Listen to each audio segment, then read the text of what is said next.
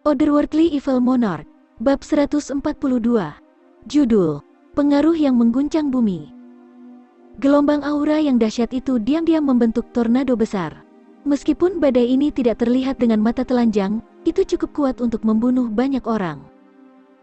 Faktanya, Junmo Xie adalah satu-satunya pria yang kebal terhadap kehancurannya, sementara yang lain cenderung berubah menjadi abu. Bahkan Jun Wuyi, seorang ahli Sky Swan, tidak yakin akan selamat. Di depan sesuatu yang berbahaya seperti badai aura ini, orang-orang seperti Dugu Xiaoyi dan saudara-saudaranya sama sekali tidak memiliki kesempatan untuk bertahan hidup. Nyatanya, mereka bahkan tidak menyadari bahayanya. Tapi Jun Wuyi adalah seorang ahli Sky Swan, bagaimana mungkin dia tidak merasakan bahayanya?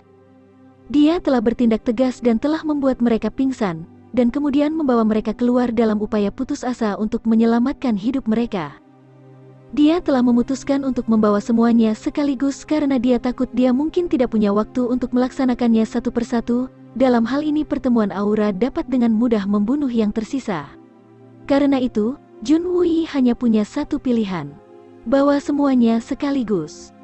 Dia bahkan bersedia untuk mengekspos dirinya sendiri dalam prosesnya, tetapi diyakinkan oleh fakta bahwa dengan kekuatan Dugu bersaudara, mereka tidak akan pernah bisa mendapatkan cukup kesadaran untuk menyadari bahwa mereka sedang dijatuhkan oleh orang cacat. Jun Wuyi baru saja meninggalkan halaman ketika aura di atas tiba-tiba mulai berputar ke bawah dengan kecepatan tinggi, dan menyatu langsung ke tubuh Junmo Xie.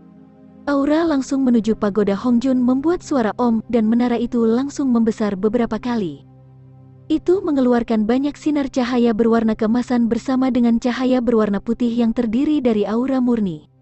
Cahaya putih yang terdiri dari aura murni ini langsung menuju Baihui Junmo Xie. Catatan TL. Baihui akupoin adalah titik akupuntur di tengkorak manusia di mana ratusan titik akupuntur bertepatan. Tubuh diam Junmo Xie tiba-tiba mulai bergetar saat wajahnya bergerak-gerak karena pengaruh serangan itu. Baihuinya tiba-tiba terbuka dalam satu gerakan saat pagoda Hongjun membentuk garis koneksi dengannya, dan kekuatan aura yang luar biasa dengan ganas menyalurkan dirinya melalui tubuh Junmo Xie dan menuju Baihuinya. Setelah pembesaran pagoda Hongjun, aura mulai menyatu ke dalam tubuhnya seolah-olah sedang disedot oleh ikan paus besar. Seluruh aura yang telah tersebar ke wilayah sekitarnya sekarang diserap kembali oleh pagoda Hongjun, yang meskipun dalam prosesnya membentuk longsoran salju, menghilang ke dalam tubuh Junmo Xie tanpa meninggalkan jejak di dunia luar. Meridian tubuh Junmo Xie belum pulih dari ketegangan, tetapi pagoda Hongjun tidak berhenti. Setelah melahap gelombang aura ini, ia mulai mengalirkan gelombang aura baru ke atmosfer. Kemudian, itu mulai berputar lagi, dan menyerap aura itu lagi. Lagi, dan lagi.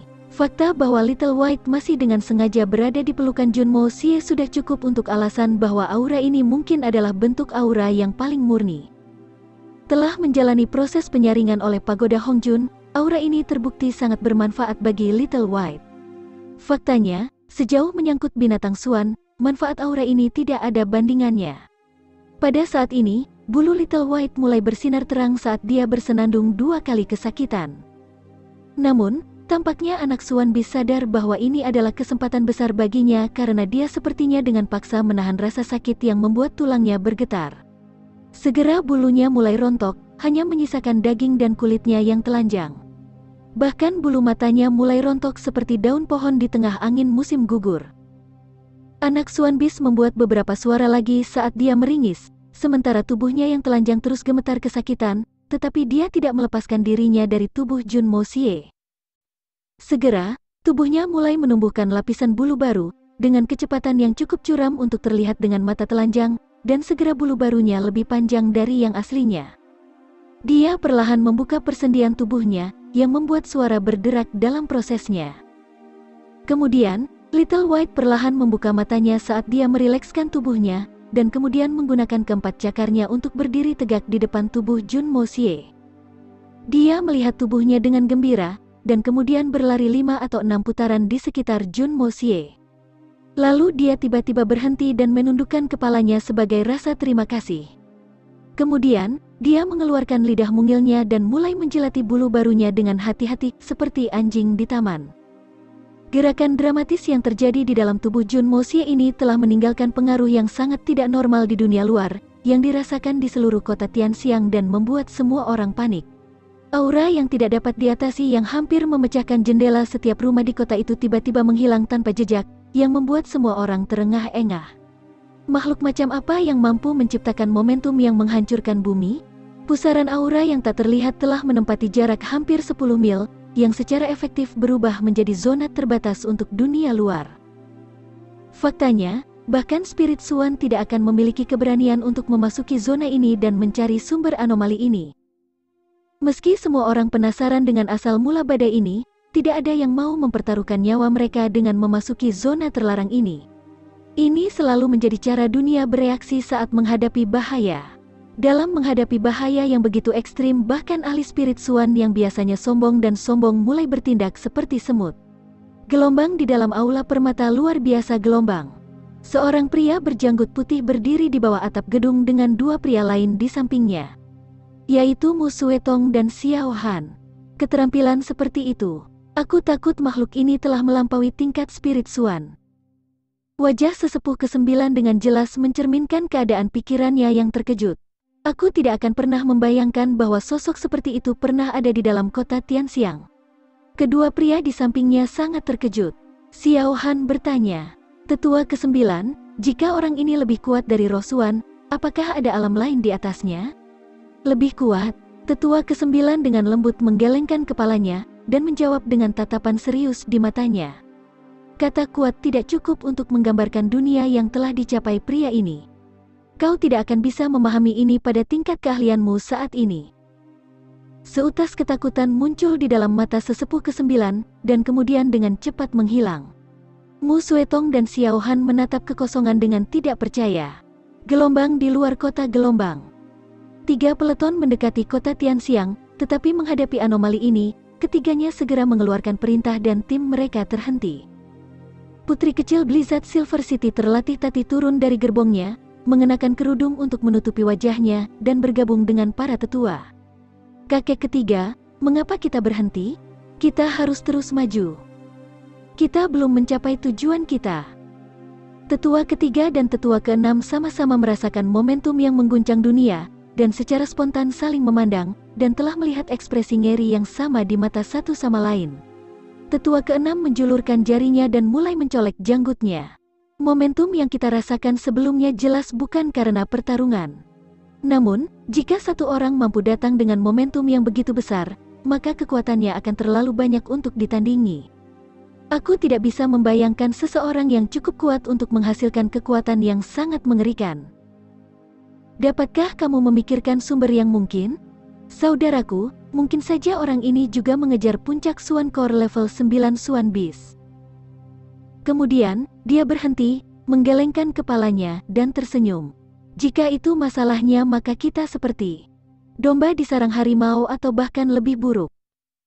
Tetua ketiga mengerutkan alisnya dan menjawab, "Jika kehadiran ini adalah harimau, maka kita pasti lebih dari anak domba. Tidakkah kamu berpikir bahwa kamu harus mencari metafora yang lebih baik, mungkin sesuatu dengan naga di dalamnya?" 6 tetua tidak bisa berkata-kata untuk waktu yang lama, dan kemudian dia berkata, "Kakak ketiga, aku tidak pernah merasakan keberadaan yang begitu menakutkan dalam semua perjalananku.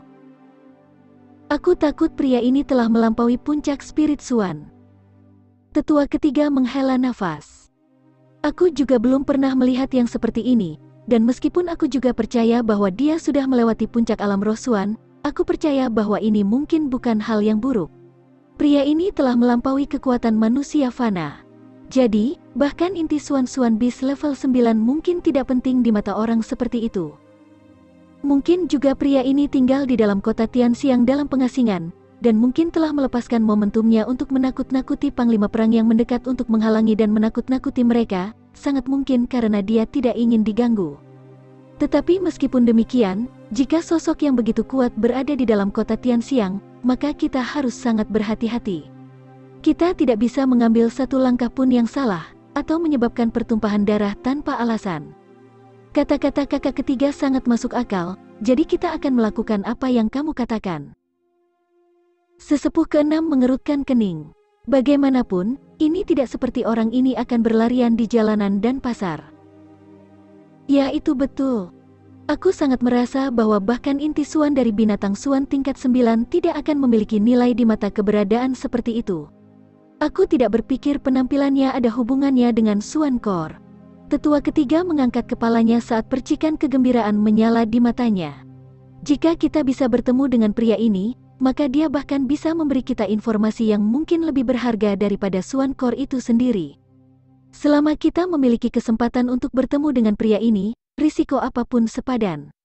Tetua keenam gemetar memikirkannya terlebih dahulu, tetapi kemudian mengangguk dengan penuh semangat dan berkata, "Ya, pada kenyataannya, aku tidak berpikir dia akan tertarik pada objek materialistik di dunia.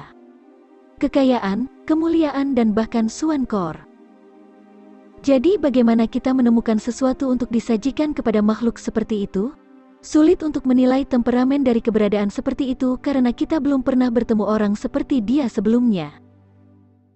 Kedua pasang mata mereka terus menatap kota Tianxiang dengan rasa gairah yang kuat di dalam diri mereka. Resimen Kekaisaran Yutang juga sedang melakukan perjalanan menuju kota Tianxiang ketika Fei Mingchen meminta pasukan untuk berhenti dan memandang dengan muram ke kota di depan. Aku tidak pernah membayangkan bahwa kota Tianxiang akan menjadi kediaman sesuatu yang bahkan mungkin lebih kuat dari puncak roh Suan. Ya, kekuatan itu pasti lebih kuat dari roh puncak Suan. Sepertinya ada banyak hal di luar persepsiku. Zhao Jianhun sedang menunggang kuda. Dia dengan dingin menatap temannya dan berkata, "Guru negara, apa yang kamu bicarakan?" Meskipun Zhao Jianhun adalah seorang jenderal terkenal, tetapi tingkat kultivasi Suan Qi-nya tidak terlalu tinggi. Meskipun ia sadar bahwa ada beberapa makhluk dewa di dunia, namun pemahamannya tentang hal-hal tersebut sangat terbatas. Fei Mingchen terlihat sangat murung, dan masih terkejut setelah mengalami kekuatan mengerikan yang baru saja dia rasakan. Lalu pertanyaan Zhao Jianhun memperburuk keadaan. "Zhao Jianhun, apakah kamu masih mencurigai aku atas kematian Jun Wuhui? Mengapa aku tidak mencurigai kamu? Pada saat 4 kemenangan yang membingungkan dan memalukan itu, kamu kehilangan posisi kamu sebagai guru negara. Aku berani bertanya kepadamu, guru negara, di mana kamu pada saat kritis seperti itu?" Wajah Zhao Jianhun tampak datar. "Ketika musuh berada di depan, jika aku mendapat kesempatan untuk membunuh Jun Wuhui, maka aku tidak akan ragu-ragu untuk mengklaim kemenangan itu.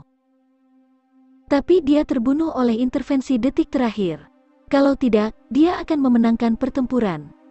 Zhao Jianhun menahan suaranya saat dia menggeram dengan nada rendah. Seluruh benua telah mengatakan bahwa Zhao Jianhun tidak lebih dari seorang jenderal yang beruntung. Seorang jenderal yang beruntung.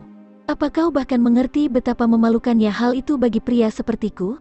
Apakah kehormatan pribadi lebih berharga bagi kamu daripada negaramu?